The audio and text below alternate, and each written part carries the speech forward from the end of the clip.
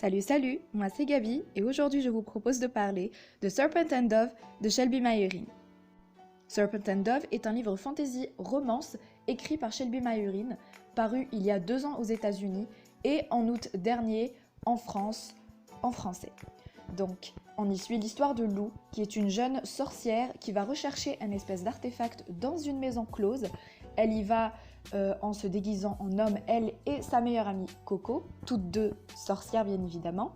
Car Lou recherche cet artefact qui est une bague magique, la bague d'Angelica, qui va lui conférer des pouvoirs d'invisibilité. Ce sera comme une cape d'invisibilité à la Harry Potter. Le chemin sera semé d'embûches, il y aura beaucoup d'obstacles et de rencontres tout à fait fortuites avec certains personnages, notamment Reed. Ne vous inquiétez pas, on va parler de lui tout à l'heure.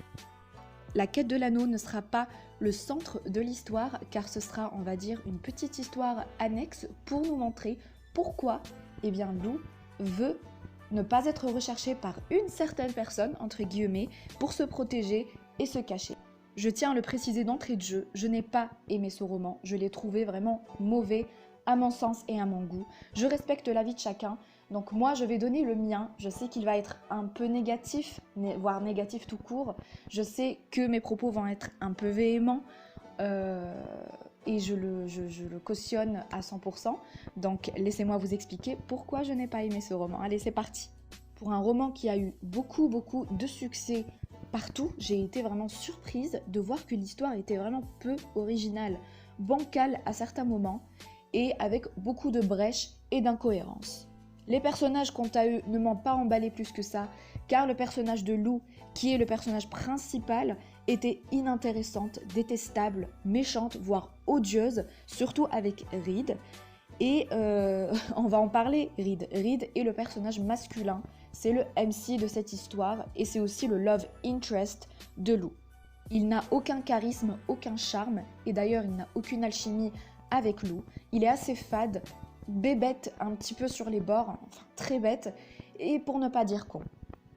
Les autres personnages, les personnages secondaires, ne sortent pas vraiment du lot. Je n'ai pas apprécié ces personnages-là et je ne me suis pas attachée, ne serait-ce qu'à un seul d'eux.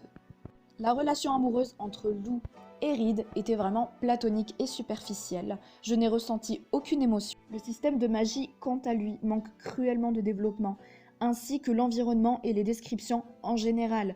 Donc certains mystères présents dans le roman sont prévisibles et on les voit venir à des kilomètres.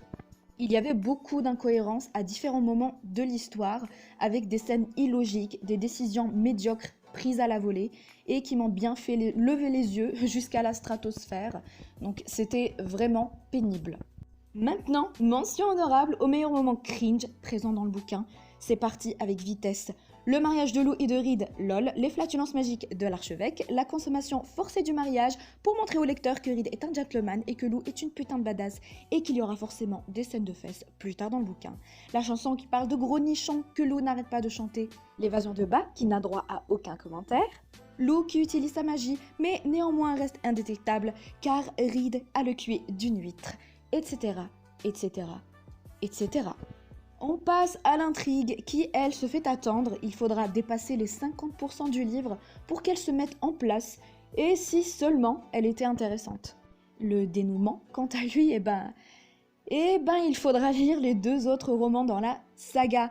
Mais personnellement, j'ai mieux à foutre, donc je ne peux pas vraiment vous dire comment se conclut l'histoire. Désolé. Qu'est-ce que j'ai bien pu aimer dans ce roman, vu la véhémence de mes propos ? Eh bien, il y a une scène de l'attaque des sorcières lors du défilé de la famille royale au tout premier chapitre qui était juste génial. Elle était vraiment bien conçue, bien écrite et bien décrite. L'auteur a vraiment bien fait son job, c'était juste génial et j'ai bien peur que ce soit la seule scène que j'ai aimée du roman. Pourquoi tant d'animosité envers ce roman ? Les amis, je vous jure, je ne suis pas une rageuse, enfin parfois peut-être je peux l'être, mais ce roman ne m'a pas paru à la hauteur de toutes les bonnes critiques et du succès qu'il a eu.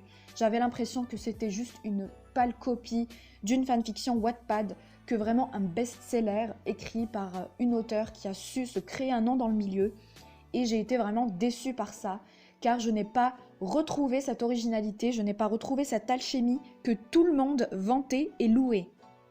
Encore une fois, ce n'est que mon avis que je partage avec vous aujourd'hui, car je trouve que ce roman, eh bien, il ne mérite pas le succès qu'il a eu, et il y a beaucoup d'autres romans, surtout en VO, qui méritent d'être plus connus que celui-ci.